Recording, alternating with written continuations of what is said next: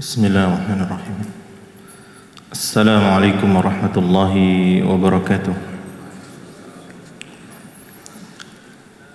Innal hamdalillah nahmaduhu wa nasta'inuhu wa nastaghfiruh wa na'udzu billahi min shururi anfusina wa min sayyiati a'malina.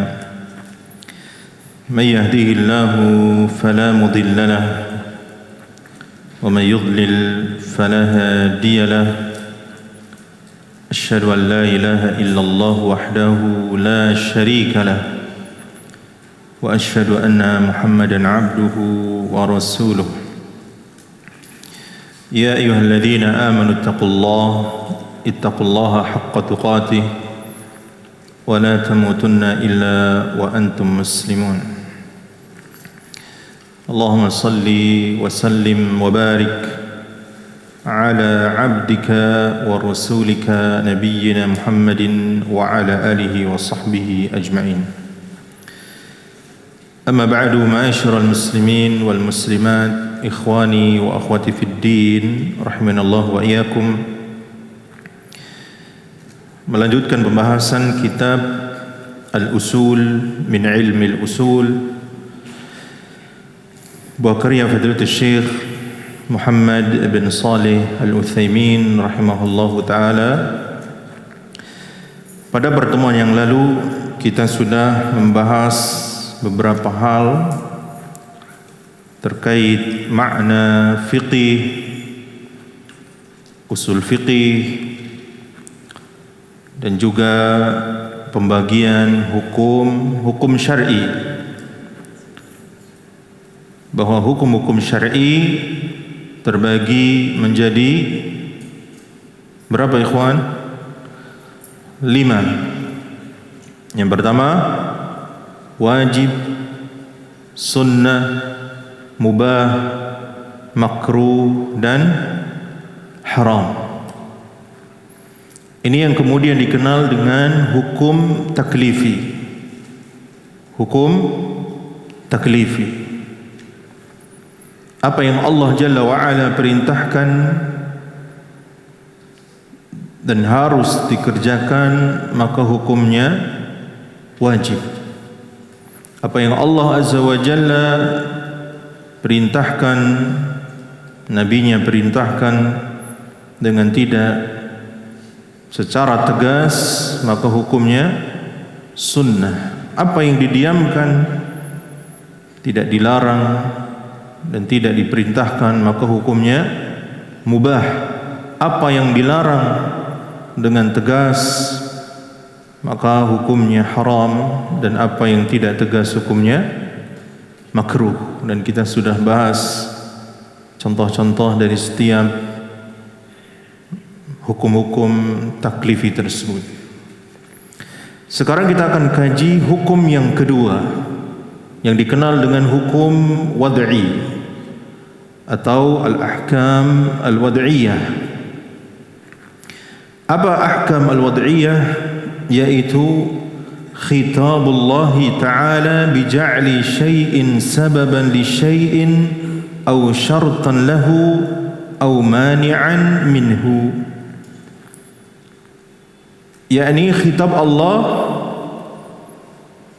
pembicaraan Allah dengan menjadikan sesuatu sebagai suatu sebab untuk sesuatu yang lain, atau syarat baginya, atau penghalang darinya. Kalau kemarin kita bahas tentang hukum yang terkait dengan kita, perbuatan hamba, maka hukum taklif tersebut ditopang dengan hukum yang lain. Contohnya hukum salat maghrib, apa ikhwan? Wajib apa sunnah? Wajib, ijma' ulama. Tapi bagaimana mengetahui kewajiban salat maghrib? Dengan apa?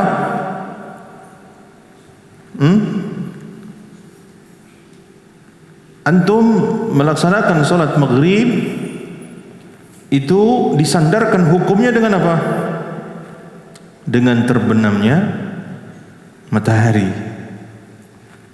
Ya, dengan terbenamnya matahari. Kemudian waktu Isya dengan nampaknya atau hilangnya syafaq merah dan masuk mulai gelap gulita, itu masuk waktu Isya. Berdasarkan sabda Nabi SAW, wa waqtul Isya ma lam yaghibis syafaq wa waqtul maghrib ma lam yaghibis syafaq. Waktu maghrib selama belum hilang syafaq merah. Kalau Anda lihat di ufuk ya barat, ketika matahari terbenam di garis apa?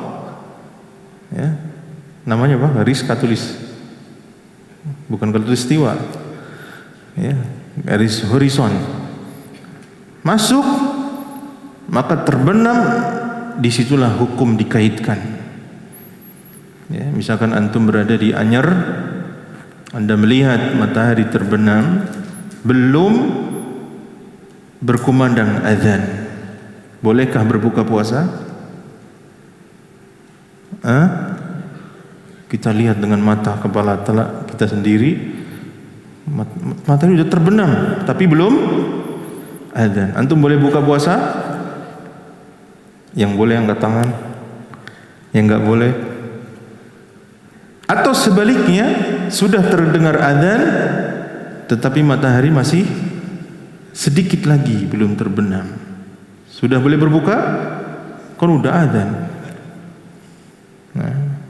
Nah ini, maka sejatinya salat maghrib yang wajib tadi terkait dengan hukum yang lain yang menjadi penanda.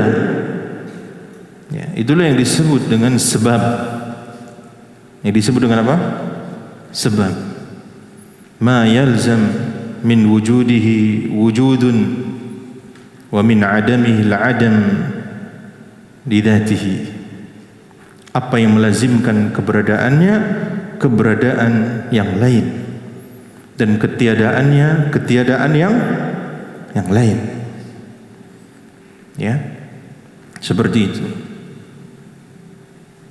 Atau contoh lagi, syarat.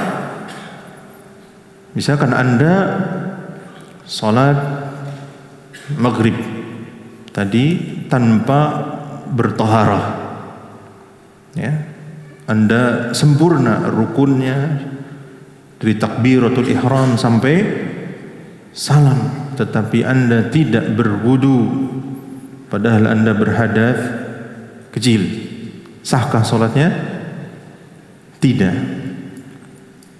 Karena Nabi alaihi salatu wassalam bersabda, la yaqbulullahu salata ahadikum idza ahdatha hatta yatawaddaa. Allah tidak menerima salat seorang dari kalian apabila dia berhadath sampai dia berwudu. Maka wudu menjadi syarat. Ya, sah dan tidaknya salat bukan hanya terkait rukun yang dibangun dalam salat itu, tetapi juga dengan syarat yang di luar dari hakikat salat. Ya, ini yang disebut hukum wad'i. Ya, itu yang disebut dengan hukum wad'i. Atau waktunya masuk maghrib, seorang harusnya salat maghrib. Seorang muslim begitu masuk waktu maghrib, wajib baginya salat maghrib. Tapi begitu seorang wanita mendengar azan, dia ke toilet dan ya akan berwudu, ternyata haid. Ya, apakah dia wajib salat? Jawabannya tidak. Jawabannya tidak. Kenapa tidak? Karena ada penghalang, mani', itulah haid. Ya, maka haid itu bisa menghalangi sahnya salat. Apabila dia berada sebelum masuk waktunya, maka gugur kewajibannya. Tetapi seandainya seorang sholat maghrib, ya, sudah masuk waktunya maghrib, lalu wanita itu menunda-nunda sholat, ya, atau dia sedang safar, dia berniat jamak takhir, maka jam 8 malam dia akan sholat, ternyata haid.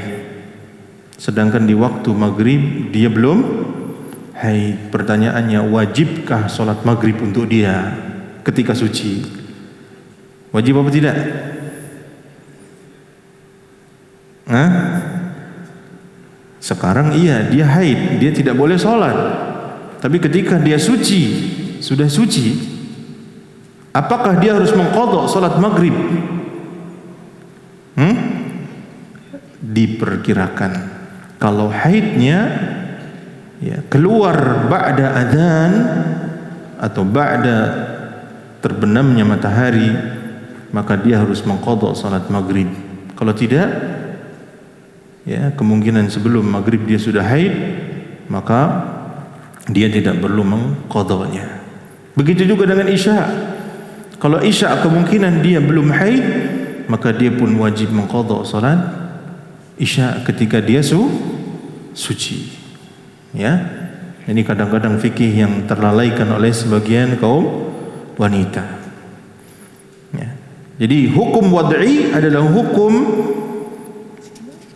yang menopang hukum taklifi yang 5. Ya, karena itu di antara hukum wad'i yang pertama adalah sebab. Sebab adalah ma yalzam min wujudihi wujudun wa min adamihi al-adam lidatihi.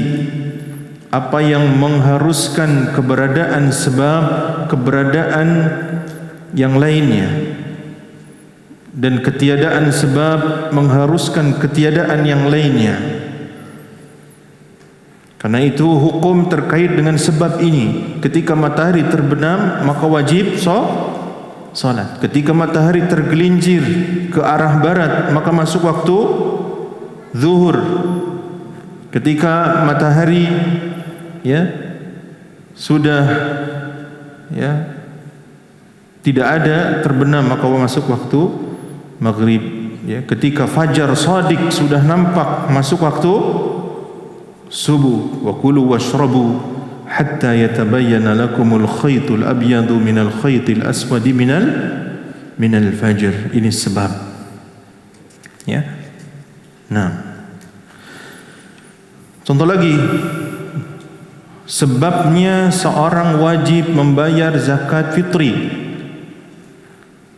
Di antara yang disebutkan ulama adalah seorang menjumpai, ya, bulan Ramadan.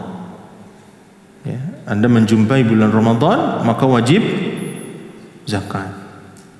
Seorang bayi lahir sebelum maghrib, ya, jam 17.30 sore. Begitu bayi itu lahir, kemudian sesaat berikutnya takbiran 1 Syawal. Apakah bayi ini membayar zakat fitri? Naam, karena dia menjumpai bulan Ramadan. Tapi kalau dia lahir setelah maghrib, maka dia tidak membayar zakat fitri. Ya, karena zakat fitri ini diwajibkan oleh Allah untuk semua hambanya yang muslim. Tidak harus akil balik, tapi terkait dengan harta. Ya. Nah, ini sebab. Yang kedua tadi mani' atau syarat dulu. Syarat adalah sesuatu yang harus ada sebelum dilakukannya suatu ibadah. Apa bedanya syarat dan rukun? Kalau rukun itu yang membangun ibadah, kalau syarat itu di luar hakikat ibadah itu. Contoh salat, takbiratul ihram sampai salam itu namanya rukun. Kalau toharoh syarat, karena dia di luar dari hakikat ibadah. Ya. Nah, menghadap ke kiblat ini syarat karena di luar hakikat ibadah tersebut, menutup aurat. Ya. Nah, kemudian mani' penghalang. Tadi kita contohkan adalah dengan keluarnya darah haid. Ya. Seorang anak semestinya mendapatkan hak waris dari orang tuanya, kecuali kalau dia membunuh orang tuanya. Ya, karena kebetulan orang tuanya sudah tua, sakit-sakitan, belum meninggal, maka sang anak durhaka membunuh orang tuanya dengan maksud mendapatkan hak waris. Maka Nabi SAW bersabda, la yarithul qatil, seorang pembunuh tidak mewarisi. Sehingga orang yang membunuh tidak mendapatkan hak waris. Ini penghalangnya, ya. Dan penghalang dalam syariat banyak, ya. Nah, kemudian Syekh Muhammad bin Shalih Al-Utsaimin di sini memberikan dua hukum wad'i. Yang pertama as-sahih, yaitu sah. Yang kedua adalah al-fasid, rusak.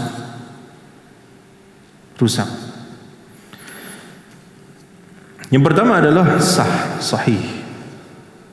Secara bahasa sah itu artinya selamat dari illah atau penyakit. Secara bahasa sah itu, ya, sahih, dikatakan sahih itu sehat. Sehat bahasa kita. Secara bahasa artinya tidak sakit. Adapun secara istilah adalah sesuatu yang memperoleh pengaruh dari perbuatannya, baik itu ibadah atau uqud, akad. Ya.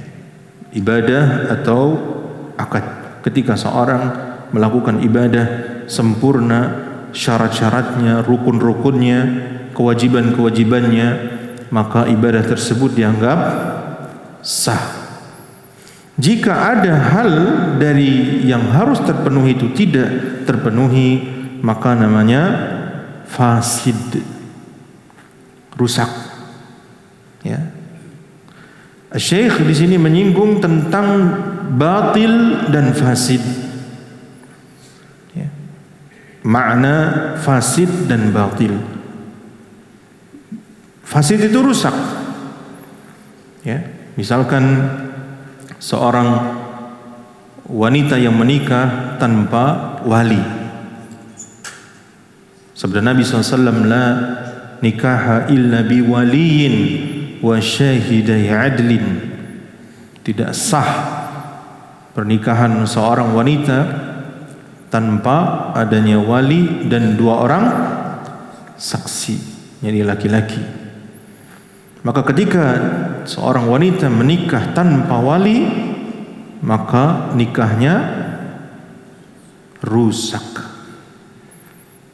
Syekh di sini menyinggung tentang batal atau fasid. Ada sedikit perbedaan di kalangan ulama, tapi maknanya sama, rusak. Ketika tidak memenuhi syarat atau rukunnya. Kata Syekh, fasid itu terjadi tetapi ada pelanggaran. Ya. Adapun batil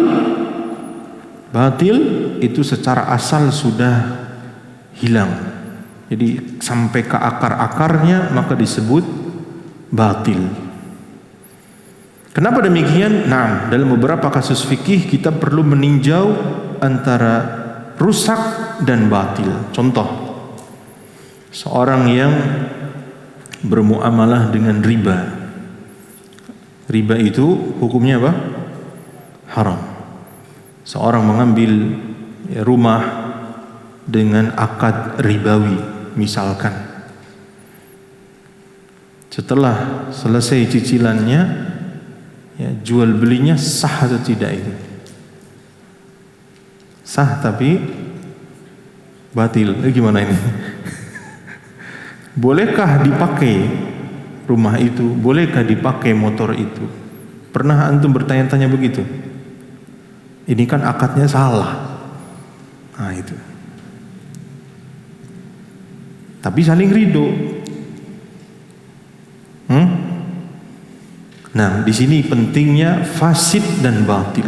Maka akad itu disebut fasid, rusak, tetapi konsekuensinya tetap berlaku. Anda pemilik rumah itu, Anda pemilik motor itu, Anda pemilik mobil itu, maka namanya fasid saja, tidak batil. Kalau batil itu hancur semua.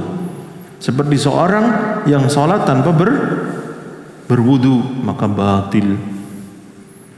Ya, antum takbiratul salam, begitu salam ingat tadi aneh belum wudu, sahkah sholatnya? Hah? Jelas tidak sah. Ya. Atau Anda sholat ya, berwudu, ya, sholat ya, subuh, Anda berwudu, Anda sholat subuh, ikut kajian, begitu pulang ingat ternyata malam hari berhubungan dengan istri, belum mandi, sahkah sholat subuhnya? Sah tidak? Tidak, karena harus mandi, karena hadas besar harus dihilangkan dengan mandi, hadas kecil cukup dengan wudu. Ya, nah sampai sini ada pertanyaan. Jadi ada hukum taklifi, ada hukum wad'i. Silakan sambil bertanya, saya mau nulis. Ada yang mau tanya? Silakan.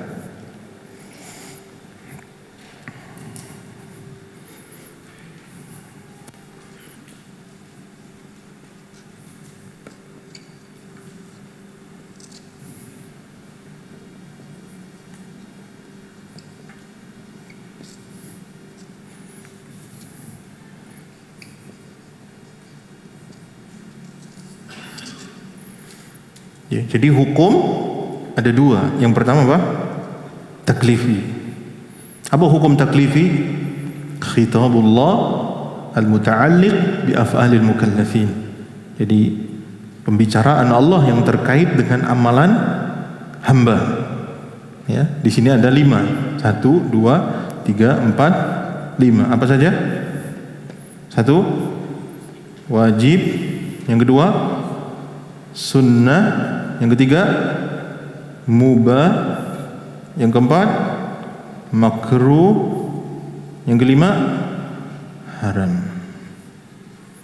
Nah, ketika diperintahkan oleh Allah, maka hukumnya hukum asalnya wajib. Apa yang diperintahkan Rasulullah hukumnya wajib. Ya. Jangankan Allah yang memerintahkan, komandan saja kalau memerintahkan gimana Pak? Operasi sergap, tidak bisa jenderal. Gimana itu? Ketika Allah perintahkan malaikat iblis untuk sujud kepada Adam, fasajadu illa iblis aba wastakbara wa kana minal kafirin. Iblis tidak memenuhi ya perintah Allah satu, Allah usir dari surga. Ya. Kita sudah berapa perintah Allah yang kita langgar? Hah?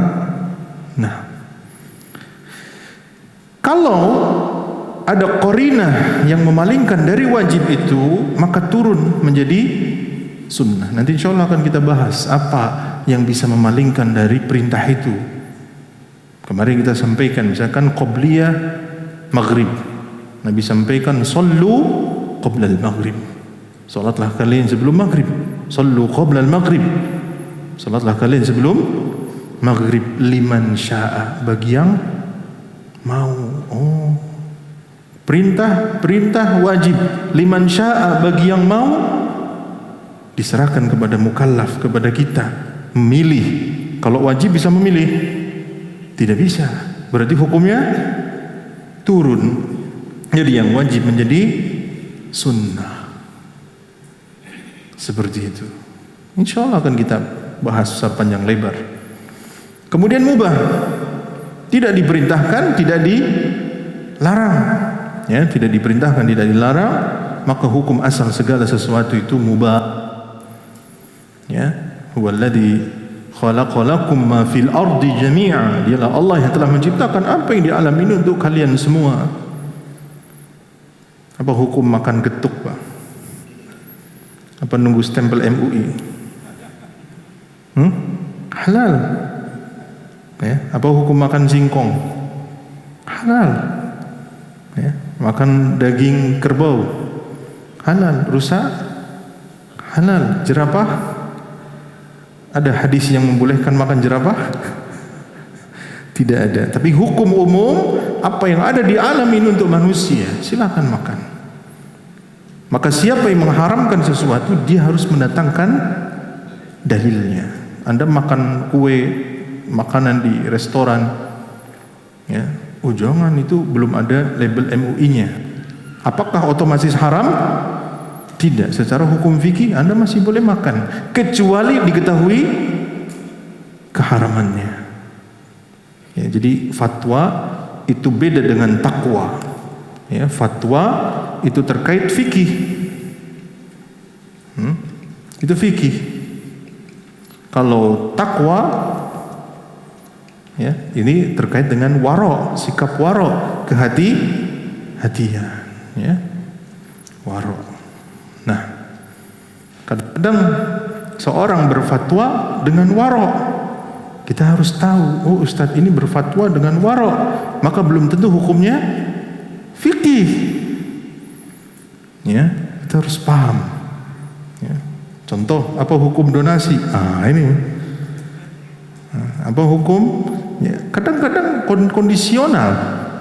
Memang betul ada oknum-oknum yang tidak baik menyelewengkan donasi. Tapi apa hukumnya secara fikih? Boleh. Rasulullah SAW menyuruh para sahabat untuk bersedekah, untuk menganjurkan mereka saling membantu dan seterusnya. Dalilnya banyak sekali. Jelas ya? Nah, kemudian hukum wad'i ini yang menyokong hukum taklifi. Apa saja? Tadi sebab. Yang kedua adalah syarat. Yang ketiga mani atau penghalang. Ya. Kemudian kalau dikaitkan dengan konsekuensinya, maka ada sah. Yang kelima ada batil, ya, atau fasid. Nah, seperti itu. Ada pertanyaan sampai sini? Silakan.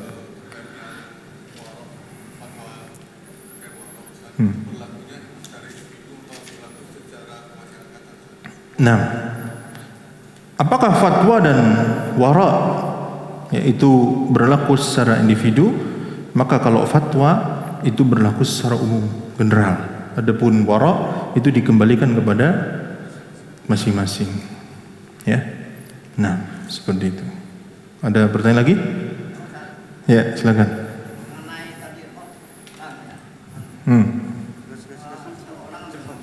Ya, kredit. Namun kalau nggak begitu, nggak ada kerjaan, apakah yang dimakan dari hasil itu haram, Ustaz? Nah, terima kasih, Ustaz. Sama-sama. Iya, transaksi haram itu ada beberapa macam. Yang pertama adalah haram mutlak. Ya, haram mutlak, tanpa keridoan sama sekali, tanpa keridoan. Ya, udah tulisannya begitu aja biar cepat. Tanpa keridoan, mencuri, membegal, apalagi mencopet, maka ini mutlak. Ya. Bagi yang tahu tidak boleh, haram. Ya, tidak tahu, Rabbana la tu'akhidna in nasina aw akhtana. Antum dikasih uang hasil nyuri, Pak, nih saya habis begal, habis nyuri. Gimana itu? Halal apa enggak? Enggak boleh. Karena secara mutlak. Ya. Yang kedua, haram, ya. Haram karena sebab, ya, atau muqayyad.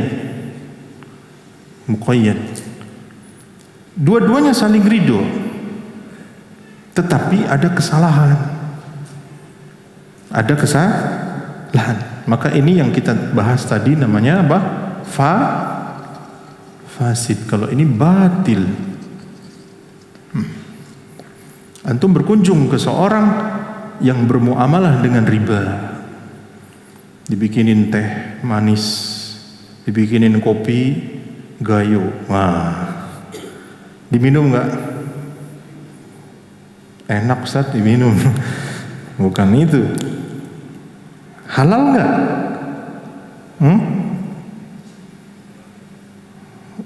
Nah, ini pentingnya. Ya. Karena dia bekerja di tempat yang haram, tapi karena keriduan. Ya, seorang nasabah dia bermuamalah, dia ridho memberikan bunganya dan seterusnya. Maka ketika Anda diberikan pemberian itu, maka hukumnya halal. Ya, jadi bagi dia haram, bagi Anda halal. Karena ketika fulan ini memberi kepada Anda, ini statusnya adalah hibah atau hadiah. Kan itu Rasulullah SAW menerima hadiah dari Yahudi, padahal kaum Yahudi itu akaluna lis-suht, mereka biasa makan yang haram. Ya, Rasulullah tetap menerima karena diberikan dengan jalan pemberian, dan hadiah itu hukumnya halal.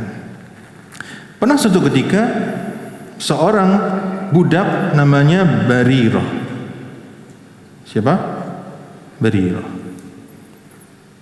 Budak ini diberi sedekah karena dia miskin.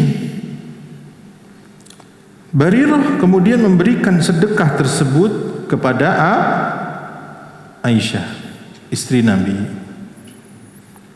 Jadi memberikan berarti hadiah. Jadi Barirah diberikan sedekah, Barirah memberikan kepada Aisyah. Rasulullah pulang ke rumah Aisyah. Ya.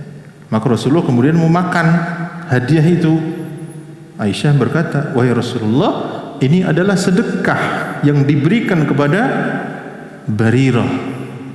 Maka Rasulullah menjawab, "Adapun baginya sedekah, adapun bagi kita hadiah." Karena Rasulullah tidak boleh makan sedekah. Ahli bait diharamkan makan sedekah, tetapi beliau statusnya diberi dari Barirah. Dan ini pemberian ini hukumnya halal. Nah, ya, ada pertanyaan lagi. Paham nggak ikhwan? Paham ya? Kalau nggak paham, paham aja ya. Nah, ya silakan. Ya silakan.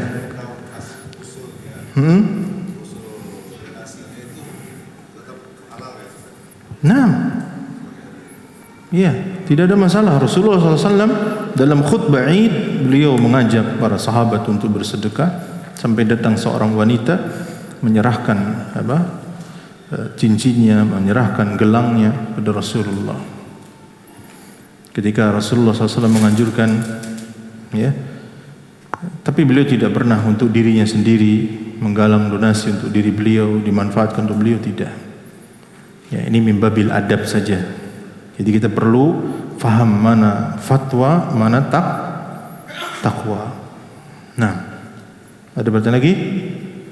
Silakan. Maaf, Tat. Ya. Bicara tentang syarat sah sholat kan wudu ya, Tat. Nah, kebetulan saya ini orang jalanan gitu. Kadang-kadang di maghrib itu tuh kadang-kadang kita masih di jalan gitu loh. Kadang-kadang saya suka ngejaga wudu sih kadang-kadang. Tapi pas lagi nggak ada wudu, apa boleh kita tayamum di mobil gitu atau gimana, Tat? Untuk cari solusinya. Kadang kalau kita ngikutin sampai tujuan tuh maghrib pasti kelewat gitu. Kadang-kadang saya suka di jalan aja sholat. nah, Karena pikiran saya orang awam lebih baik sholat, yang salah tuh yang nggak sholat gitu aja. Sederhananya gitu, Tat. Mohon petunjuknya, Tat. iya. Seorang itu boleh beralih dari wudu ke tayammum dalam dua keadaan. Keadaan yang pertama tidak mendapatkan air. Wa in kuntum marda aw ala safarin wa lam tajidu ma'an fatayammamu sa'idan thayyiba. Kalau kalian sakit atau dalam keadaan safar lalu tidak mendapatkan air, maka bertayamumlah dengan permukaan bumi yang baik. Jadi pertama adalah tidak mendapatkan air. Yang kedua, ada air tapi tidak bisa dipakai karena kondisi sakit. Anda naik pesawat, tidak ada air. Air minum nggak ada. Anggaplah begitu ya. Tapi pesawat ini terbang di atas laut. Bisa nggak minta kiri-kiri bang?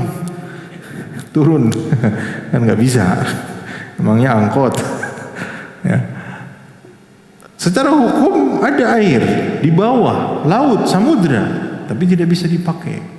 Anda naik kereta, betul-betul tidak ada air ya. Kalau masih ada air harus wudu. Ya, pertanyaannya, kondisi kedua mungkin terjadi kepada kita karena kita sakit. Kalau pakai air bertambah sakit. Tapi kondisi yang pertama tidak mendapat air. Kira-kira di negeri kita untuk tidak mendapat air itu gimana, Pak? Amat sangat susah. Apalagi kalau dalam mazhabnya Imam Syafi'i harus ya, mencari tahu sekian mil ya. Ya, lebih dari 3 kilo cari kanan sana lebih berapa mil itu dalam mazhab Syafi'i. Dipastikan tidak ada baru bertayamum ya. Nah, terus bagaimana solusinya ketika kita di jalan tidak mendapatkan air? Maka kalau ada yang menjual air, Anda harus membeli air. Bisa berwudu dengan air segini? Bisa, maka beli. Kalau tidak, tunggu di rest area atau kemana ya dengan mencari air. Karena ma la yatimul wajibu illa bihi fahuwa wajib. Tapi tidak sempurna sebuah kewajiban dengannya kecuali dengannya, maka menjadi wajib. Kita tidak bisa berwudu kecuali dengan membeli, maka meskipun hukum asal jual beli itu mubah, boleh, tapi menjadi wajib. Apalagi kita mampu punya uang untuk membeli air seperti itu. Tapi kalau sudah waktunya mau habis, antum naik mobil jam 12 siang nyari air nggak dapat, ya. Kemudian qadarullah kelewatan dengan rest area. Macet misalkan, nyari air gak dapat ya, sedangkan waktu duhur sudah mau habis. Nah di situ Anda boleh bertayamum. Setelah masuk waktu asar Anda dapat air, pertanyaannya mengulang lagi sholat wudunya, sholat duhurnya atau tidak? Jumhurul ulama tidak, karena waktunya sudah mepet sekali dan Anda boleh bertayamum. Tapi dalam mazhab Syafi'i Anda mengulang salat karena mendapatkan air ya dalam bentuk kehati-hatian. Ala kulli hal lebih tepat pendapat jumhur ulama. Karena apa? Karena Anda telah mengambil rukhsah dengan jalan yang benar. Karena waktunya sudah mau habis. Tapi kalau Anda baru adzan Allahu Akbar zuhur, Anda enggak dapat air, Anda jalan dulu enggak apa-apa sampai jam 1 sampai jam 2. Karena hukum salat itu muwassa', kewajiban yang memiliki ya kelapangan. Sudah adzan ya? Ya adzan dulu. Wassallallahu ala nabiyina Muhammad wa ala alihi wa sahbihi ajma'in.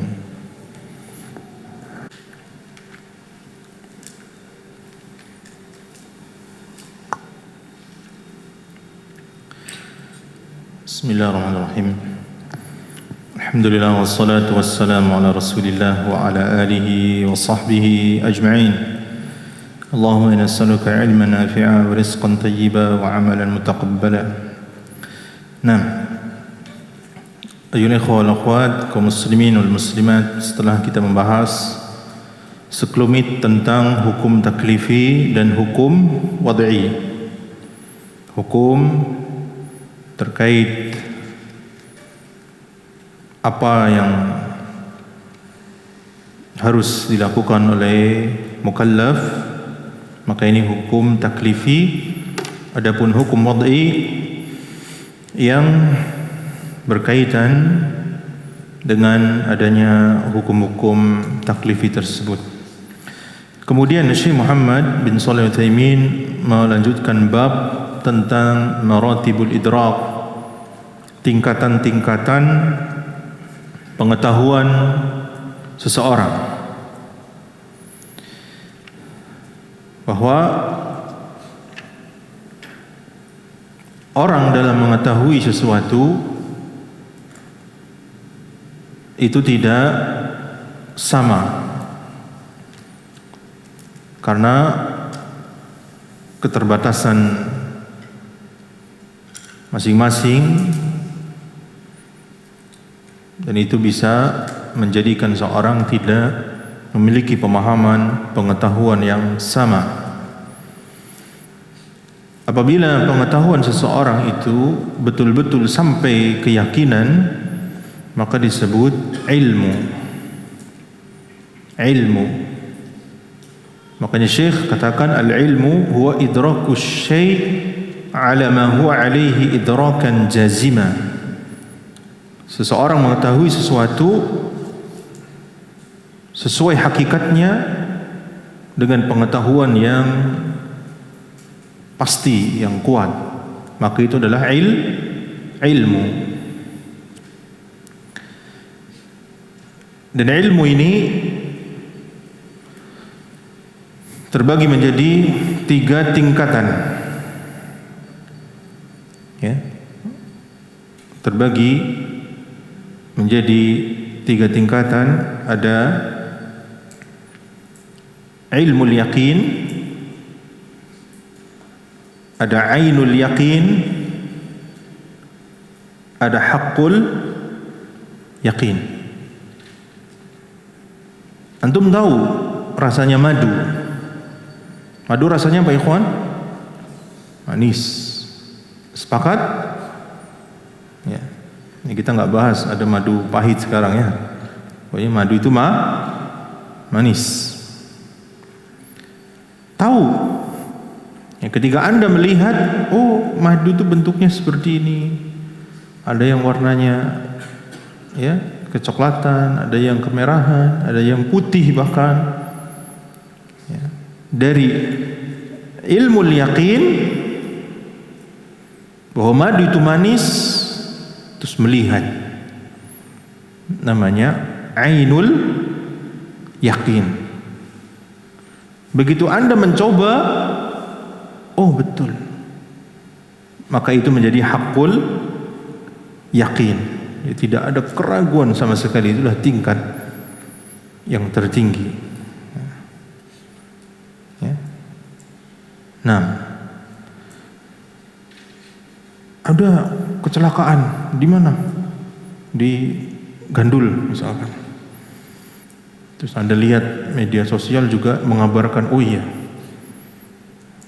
kabar teman, oh iya benar ada kecelakaan tadi. Ilmu, pengetahuan, ilmu, Anda tidak ragu, betul berarti. Penasaran. Ya. Anda ke sana melihat sendiri. Ainul yakin. Betul-betul Anda lihat. Jadi pengetahuan itu bertambah. Meskipun ilmu, ternyata ilmu itu pun semakin digali, semakin dalam, semakin faham, maka semakin yakin. Makanya orang yang belajar ilmu syar'i semakin belajar, maka semakin yakin. Maka Allah memuji para ulama, innama yakhshallaha min ibadihil ulama. Hanyalah yang takut kepada Allah itu adalah ulama. Berikutnya, di bawah ilmu, tahu tapi tidak menyeluruh. Ya, pengetahuan yang tidak sampai yakin. Ya, dugaan kuat. Ya. Misal antum dalam sholat, kayaknya tadi keluar kentut, ya, perut mules, terus tadi keluar enggak ya? Keluar enggak ya? Maka antum tetap di dalam sholat, jangan buru-buru keluar. Kata Nabi SAW menyampaikan dalam hadis riwayat Muslim, la yansarif hatta yasma'a sautan aw yajida riha. Jangan dia buru-buru pergi, berpaling dari sholat kecuali dia mendapatkan, ya, sampai dia mendapatkan, ya, suara atau bau. Mendapatkan suara atau bau. Ya. Hadis ini terkait orang yang ragu. Maka dikembalikan kepada hukum asal. Anda sudah berwudu, Anda dalam sholat, sedangkan kentutnya tadi diragukan, maka berpegang teguh dengan hukum asal, Anda masih dalam keadaan suci. Al-yaqinu la yazulu bisyak, sesuatu yang yakin tidak serta-merta hilang dengan keraguan. Beda manakala antum yakin sudah kentut, meskipun tidak mendengar suara, mendapatkan bau, gimana? Keluar tidak, ikhwan? Yakin kentut, dicium nggak ada, suara nggak dengar, ya, gimana? Batal nggak itu? Maka hadis itu harus diletakkan pada tempatnya. Hadis itu bagi orang yang ragu, bukan orang yang yakin. Jangan salah paham, hadis itu untuk orang yang ragu, bukan orang yang yakin. Bagi yang sudah keluar kentut, yakin, seyakin-yakinnya, jangan pakai hadis tadi. Ya. Nah, ya. Nah, keyakinan yang tidak sampai 100%, mungkin 80% atau 75%, itu namanya dhon. Namanya apa? Dugaan. Atau ghalabatul dhon, dugaan kuat. Ya, prasangka yang kuat. Dengan memperhatikan korina-korina, tanda-tanda yang ada. Di bawahnya ada syak ragu. Di bawahnya ada syak ragu. Ya, ini tidak bisa menentukan pilihan. Ini apa ini? Kanan apa kiri? Maju mundur? Bingung. Itu namanya syak. Di bawah syak ada namanya waham. Waham. Ya. Condong kepada sesuatu yang keliru. Condong tetapi pada sesuatu yang keliru. Ya, 70%-nya tidak tahu, 30%-nya tahu, dan dia condong kepada sesuatu yang dia keliru di dalamnya. Ini namanya waham. Terakhir, yang kelima adalah al-jahl, ketidaktahuan atau bodoh, nggak tahu. Ya, tidak tahu.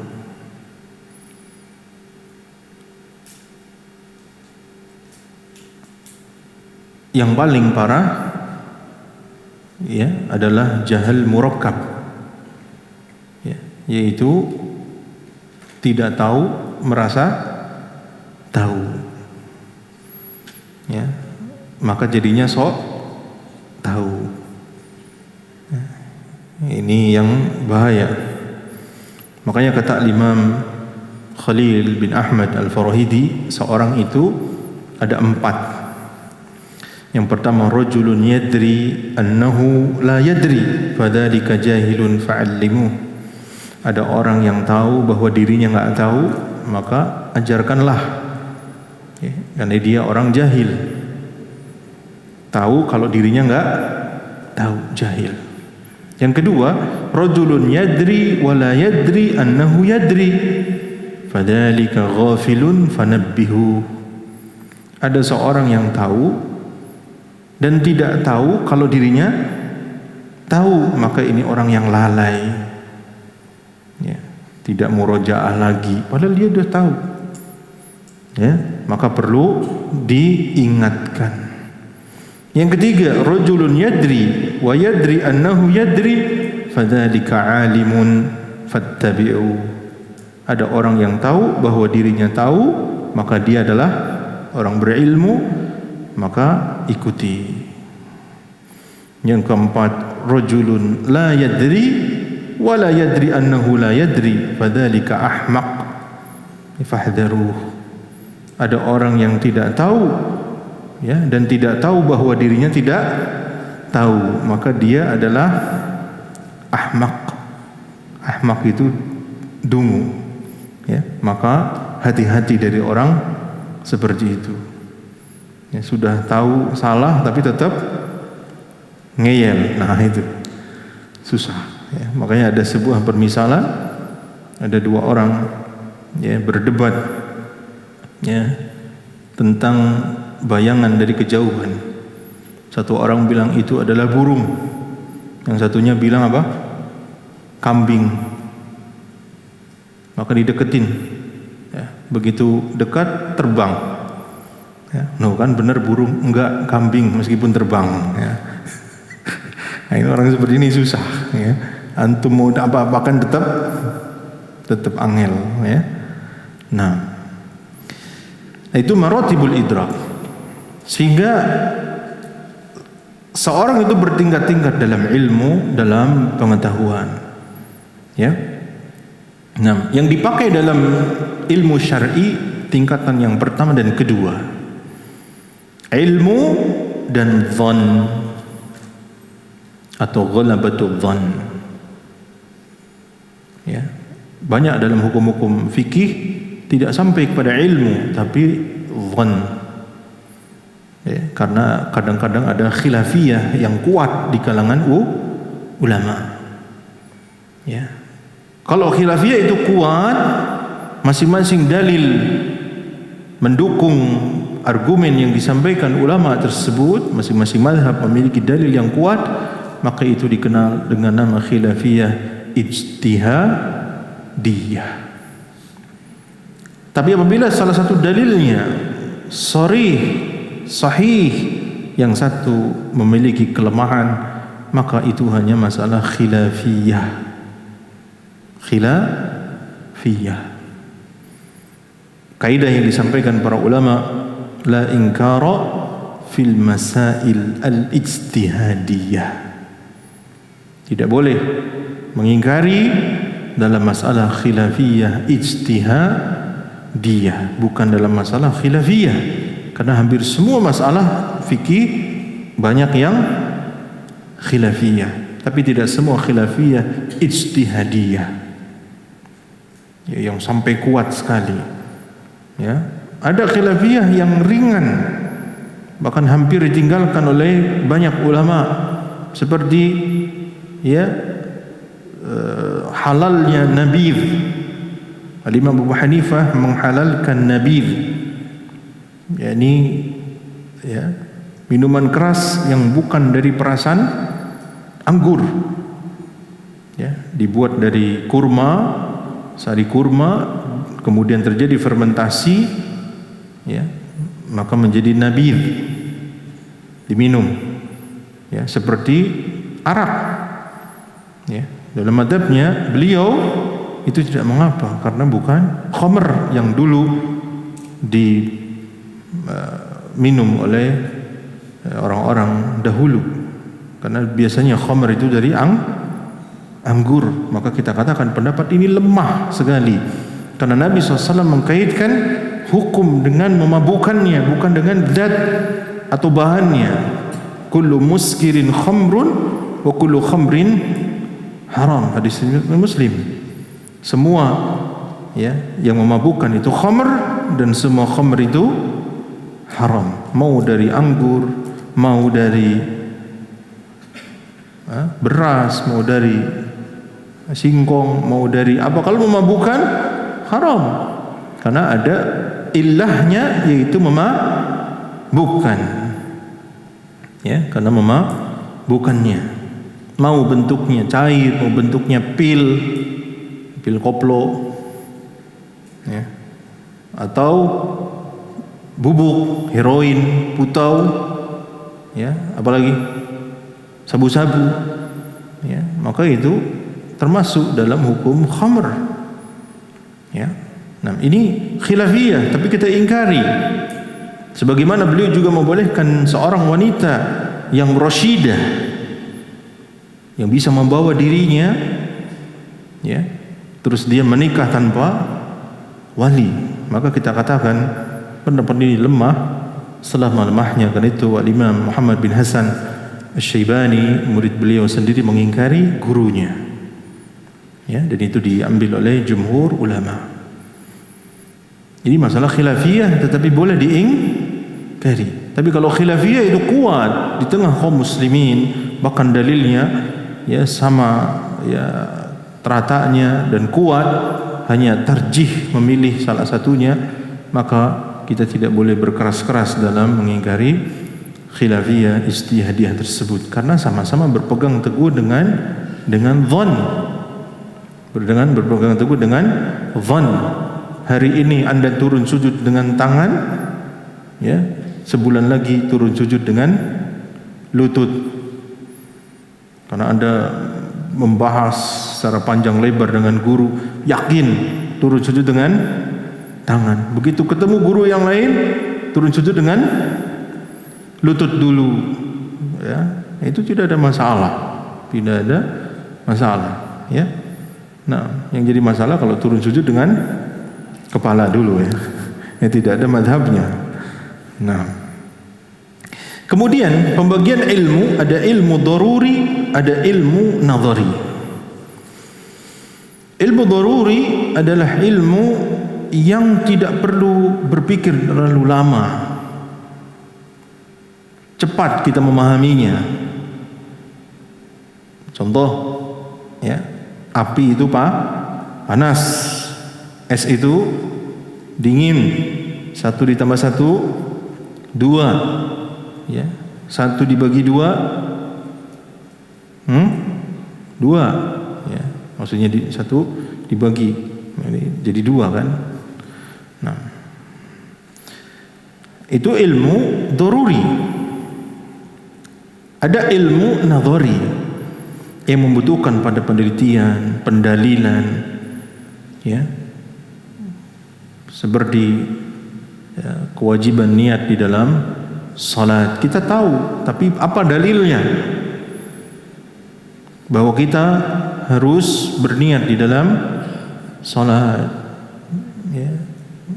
Dalilnya apa? Innamal a'malu binniyat wa innamal likulli imri'in ma nawa. Jadi ada nadhari, ada daruri.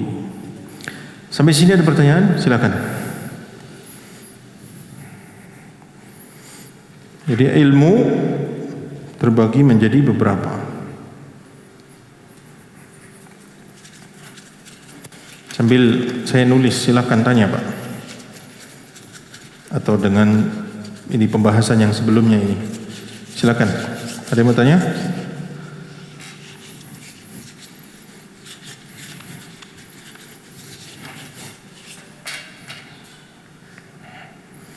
Jadi ilmu terbagi menjadi ilmu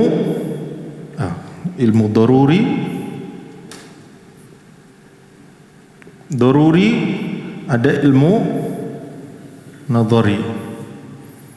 Ya, kalau daruri itu tidak perlu berpikir, tidak perlu berpikir terlalu, ya, karena saking mudahnya.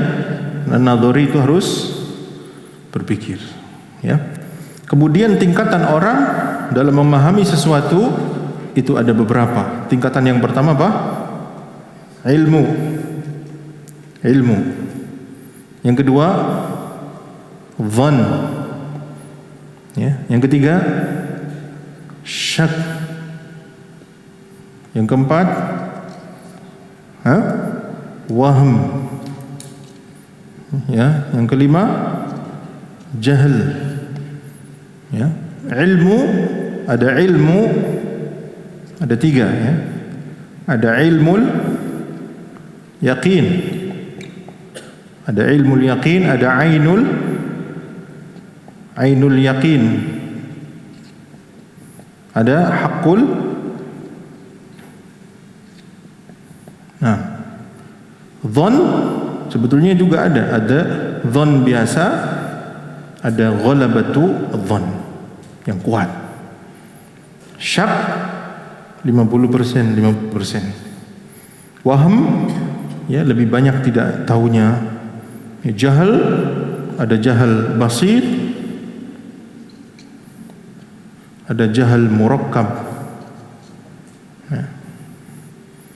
Nah, ya ini yang jahal yang parah. Ya. Tidak tahu tapi pura-pura tahu. Nah, itu yang bahaya, Pak. Ada pertanyaan, silakan.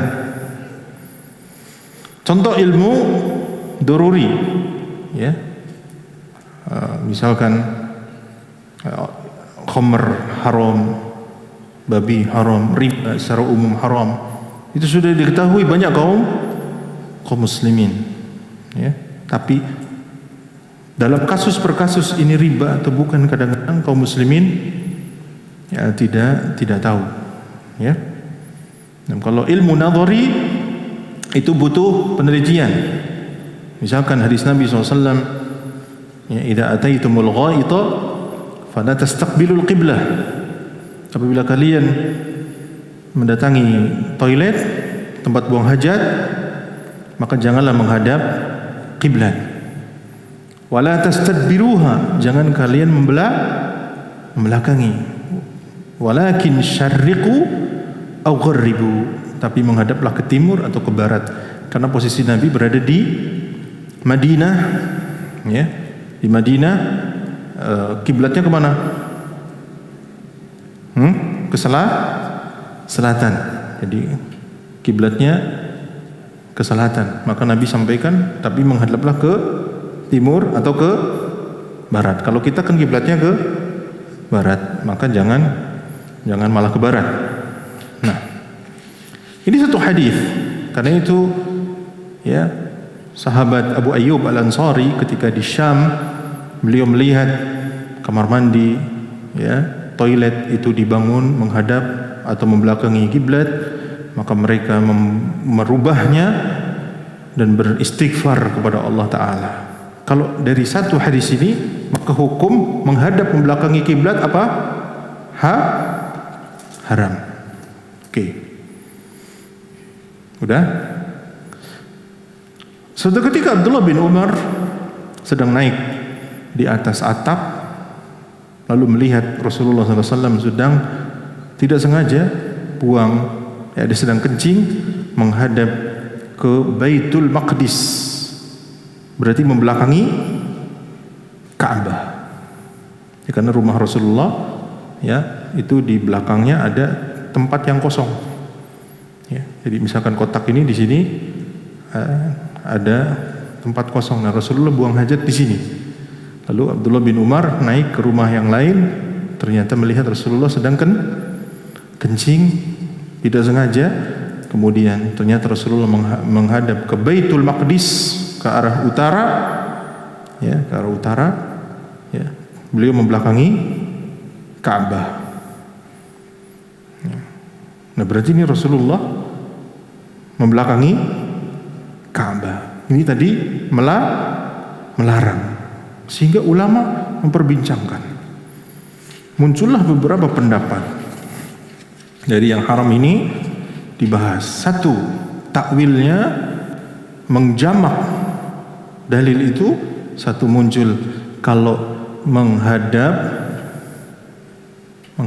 itu haram, kalau membelakangi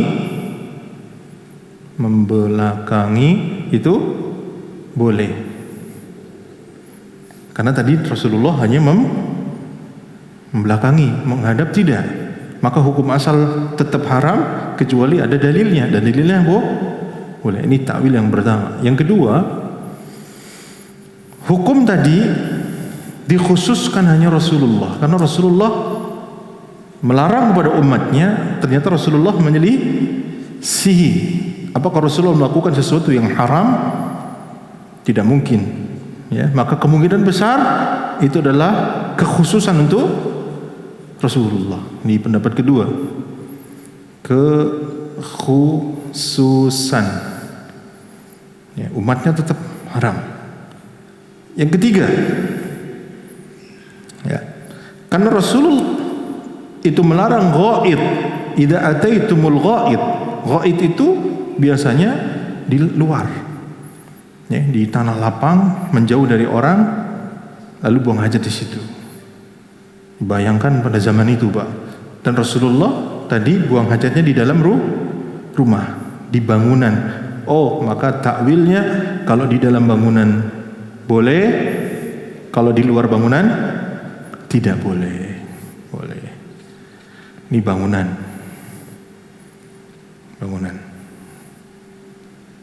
Jelas?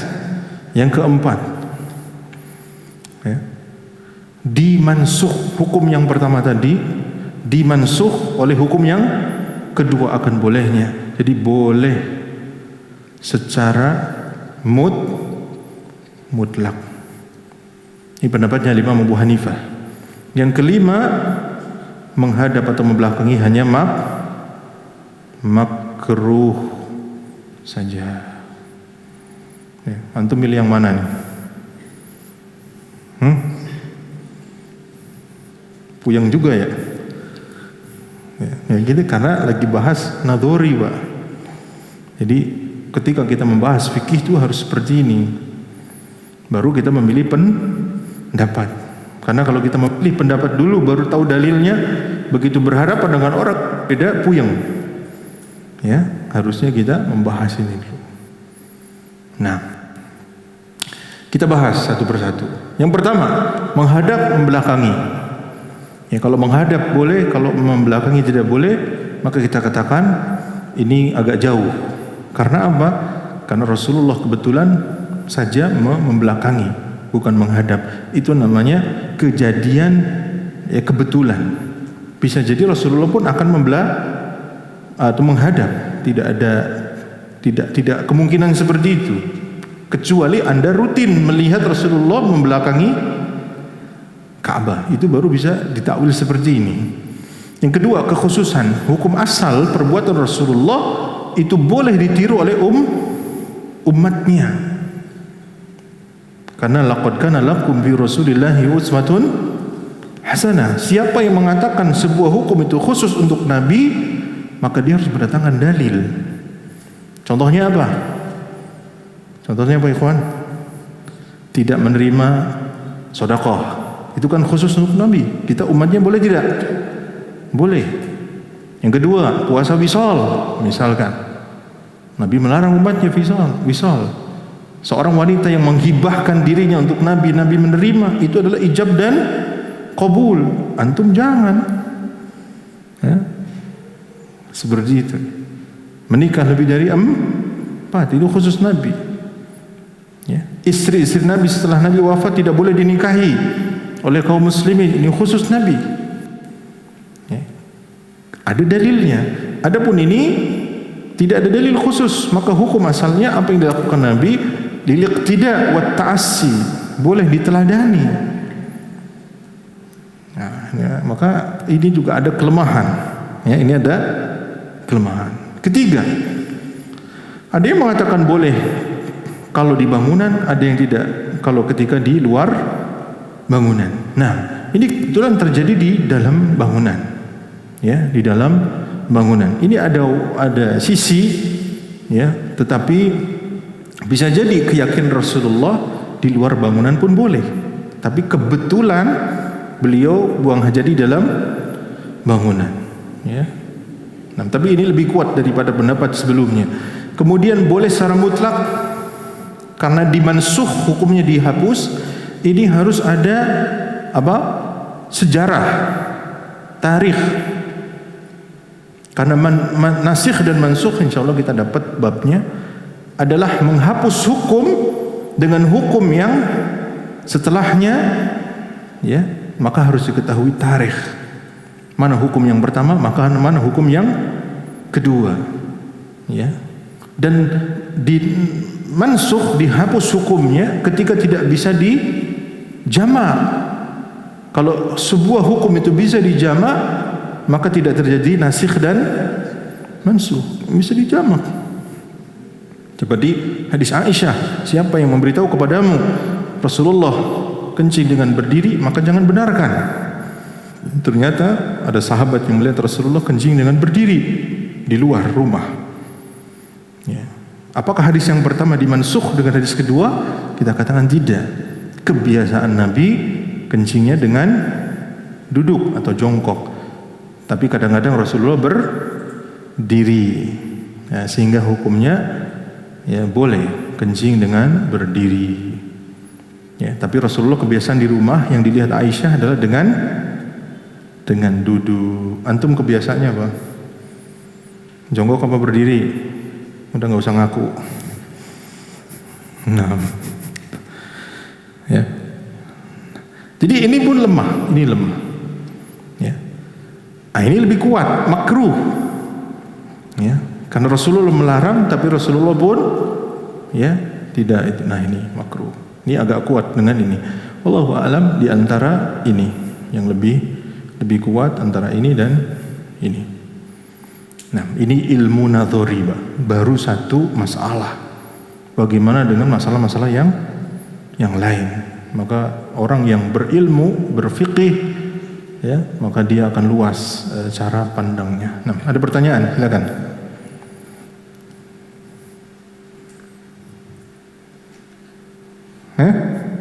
Sudah mau jam 8. Berikutnya al-kalam. Apa itu kalam?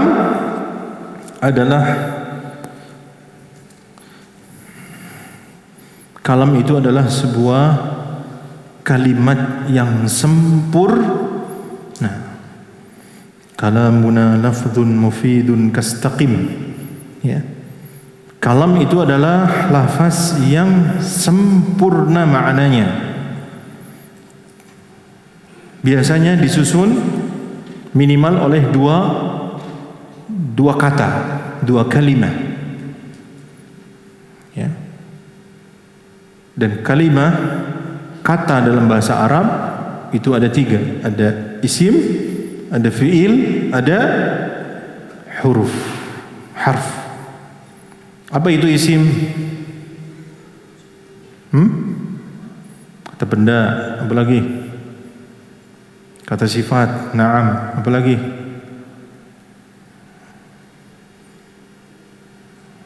Keterangan waktu, na'am. Itu isim. Ya. Ciri-ciri isim. 1.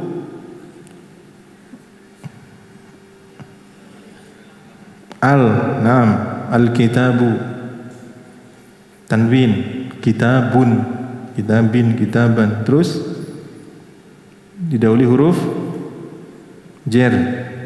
Huruf jar apa saja? Fi, an, ala, bi, rubba. Apa lagi? Min, ila. Nah, kalau ada huruf-huruf ini setelahnya pasti isim. Ya.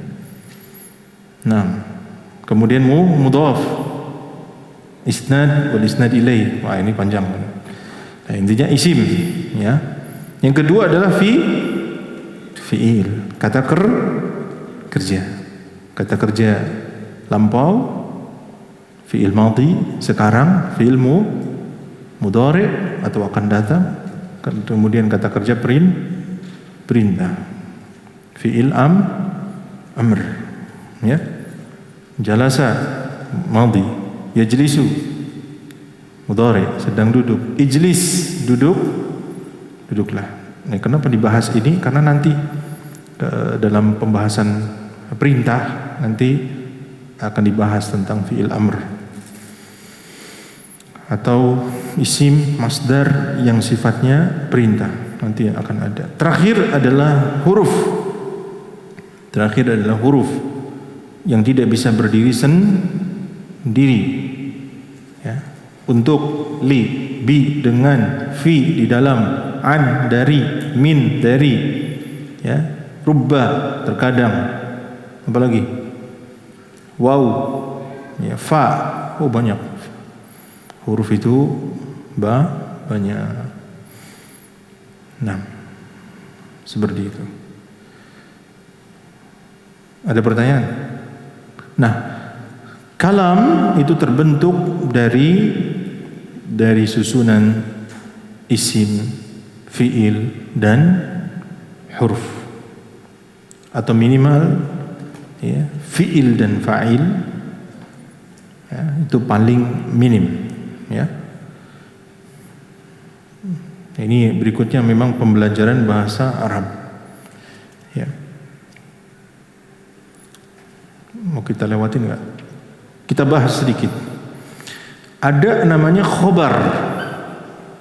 Khobar. Ada namanya insya. Khobar itu apa? Khobar itu yang mengandung kemungkinan benar atau salah. Ya. Khobar. Kalau insya itu tidak kita benarkan, tidak kita salahkan. Ya, contoh khobar. Ya, contoh khobar. Ya. Tadi ada kecelakaan mobil dengan motor. Di mana? Di pasar misalkan. Itu khobar. Pasti benar atau bisa ada kemungkinan salah? Ada kemungkinan salah, bisa jadi bohong. Itu namanya khobar. Ya. Kalau khobar itu dari Allah dan Rasulnya pasti benar. Ya. Yang kedua, khobar yang pasti bohong ketika menyelisihi khobar Allah dan Rasulnya. Misalkan Nabi palsu, itu jelas salah. Ya. Yang ketiga adalah khabar secara umum, maka bisa benar, bisa salah. Adapun yang kedua, insya, kita tidak membenarkan, tidak menyalahkan. Apa contohnya? Pujian Maha Suci Allah. Kita benarkan nggak? Ada infonya nggak di situ? Tidak ada infonya. Ya, kemudian takjub, Masya Allah, itu kita tidak benarkan, tidak salahkan. Sumpah demi Allah, qasam, tidak kita benarkan, tidak kita salahkan. Roja, pengharapan, doa, ya, perintah, larangan, itu tidak ada, ya, tidak benar kita benarkan, tidak kita salahkan. Atau pertanyaan, siapa yang datang hari ini? Ya. Kalau dia menjawab itu khobar, tapi pertanyaannya adalah tidak bisa dibenarkan, tidak bisa salahkan. Jawabannya baru bisa dibenarkan, bisa disalahkan. Mbah nggak tahu paham nggak nih? Ini nanti fungsinya ketika kita bahas tentang perintah, tentang larangan. Ada khobar bermakna larangan, ada perintah dengan insya, dengan khobar, macam-macam itu. Ala kulli hal ini makanya kita cepatkan saja, ya. Nah, ya. Insyaallah pertemuan mendatang akan kita bahas tentang hakikat dan majaz. Hakikat dan majaz, ya. Allahu a'lam bishawab. Mungkin ini bisa kita kaji pada malam hari ini. Kurang lebihnya mohon maaf. Ada pertanyaan sebelum ditutup? Tidak ada? Cukup ya? Naam, wassallallahu ala nabiyina Muhammad subhanaka bihamdika asyhadu an la ilaha illa anta astaghfiruka wa atubu ilaik. Wassalamualaikum warahmatullahi wabarakatuh.